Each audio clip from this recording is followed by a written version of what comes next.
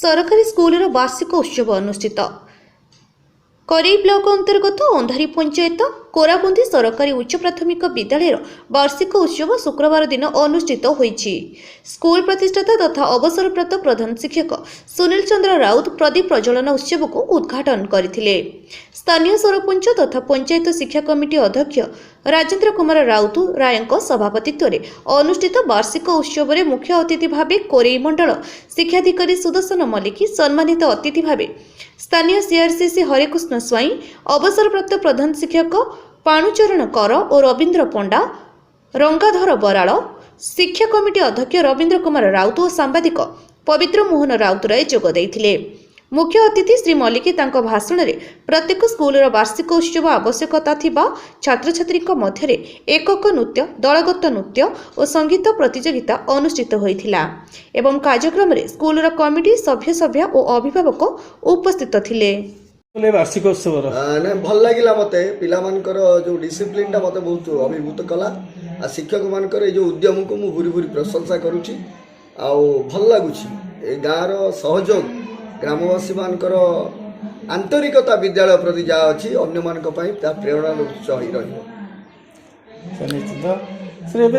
आम विद्यालय गुड़िक केमती पाठ पढ़ा ठीक हम केमती पढ़ार डेभलप हम से विषय टे आम निश्चित आम तो विभिन्न ट्रेनिंग प्रोग्राम दौचु टीचर मान को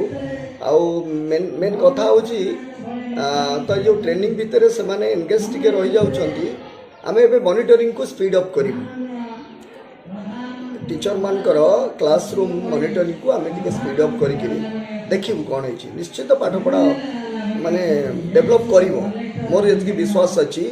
आमे टीचर मान को एनकरेज करूछु से माने पिला मान को निजर बोली भाबिकि पाठ पढ़ाइबा निश्चित आग्रह प्रकाश करिवो छात्र छात्री पई कोन वार्ता रखिबे वार्ता देबे हम देश पई आमे बोझ हवा नाही देश पई आमे किछि काम करबा एतकी मोर वार्ता।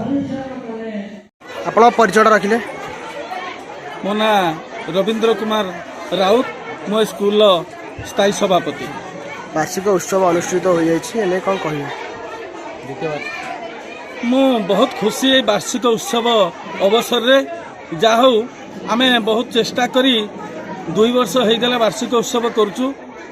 वार्षिक उत्सव है आम स्कूल पिला मन जति खुशी सार मान से खुशी गाँ लोक मैंने भी से खुशी जहाँ पिला मन तो केवल पाठ पढ़िले आगु बढ़ी पारे ना से नाच गीत एवं खेल एसबू निहाती आवश्यक से प्रयास आम जारी रखीचु। एपाई तो आम गाँव समस्त खुशी जहा ए स्कूल जो सार मैंने अच्छा आम भगवान सारे कानू सारे पाड़ी सारे एवं आम जयंती दीदी अच्छा आउ मंगुली सारे अच्छा प्रफुल्ल सारे अच्छा समस्ते एत भल जहाँकि मैं अन्य स्कूल देखिपार ना आम स्कूल सब सार मैंने भल पाठ पढ़ारे मुझे अनेक समय आसिक देखे संपूर्ण डेभलप अच्छी किंतु आम स्कूल दायित्व नापी एम समस्ते आगभर केमिति आम स्कूल टी आगु को बढ़ अधिक श्रेणी गृह हम स्कूल भल पाठ पढ़ा हम भल चलो एथि आम सार मानकर एत उद्योग से बहुत बहुत धन्यवाद जनाऊँगी किंतु मु सहित यहीपरि भाव चेष्टा जारी रखी जे स्कूल केमती उन्नतिमूलक काम हम यह मोर एकांत लक्ष्य। बी सार कहते शिक्षक मैंने आस टाइम होने पढ़ाते कौन रख ना से तो गोटे साधारण कथा किए आसुवा बाटर 2 मिनिट आग पछ हो पारे तथापि मुझे दिन है जानूची स्कूल सभापति थी भितर कौन सार आमर लेट्रे आसती नहीं कि शीघ्र भी जाती नहीं। प्रशासन पाखे कौन दाबी रखिए कॉलेज स्कूल उन्नति प्रशासन पाखे एति दाबी रखी आमर ये 8टा क्लास 6 जन सारे किंतु क्लास रूम मात्र अच्छी 4टी 3टी थिला एवं सरपंच को अवदान गोटे देइचंती आउ जो 2टा क्लास रूम होता ताने पिला माने संपूर्ण उपकृत होते। धन्यवाद। आपण परिचय रखिए मु कोराबंदी सरकारी उच्च प्राथमिक विद्यालय प्रधान शिक्षक श्रीयुक्त कानुशरण सेठी ये विद्यालय को मु 9/7/16 मसीह नियुक्त होती से एपर्यंत प्रधान शिक्षक भाव में तुलाऊँगी एवं ये विद्यालयटी कोरेई ब्लॉक परवानपुर क्लस्टर गोटे अन्यतम विद्यालय कारण आम जो विद्यालय कमिटी गठन करा गोटे उच्च कोटीर कमिटी एवं आम गोटे जड़े भल सभापति पाइचु तांकर सब उच्च मना सब पिलांकर दायित्व नेबा एवं पिलांको बुले नेबा ପିକନିକ୍ କରିବା ବଣଭୋଜି କରିବା ଏବଂ ଏଇଭଳି ଗୋଟିଏ ବାର୍ଷିକ ଉତ୍ସବ କରିବାର ତାଙ୍କ ମନରେ ଗୋଟେ ପ୍ରୟାସ ଏବଂ ସେ ତାଙ୍କର ସହଯୋଗରେ ଏସବୁ ହେଉଛି ଏବଂ ସର୍ବୋପରି ଆମ ଶିକ୍ଷକମାନଙ୍କ ସବୁଠି ଭଲ ଆମ ଷ୍ଟାଫ୍ କର୍ପୋରେସନ୍ ଭଲ ଆମେ ସବୁ କାର୍ଯ୍ୟରେ ଆମକୁ ସହଯୋଗ କରନ୍ତି ଏବଂ ଏଇ ଯେଉଁ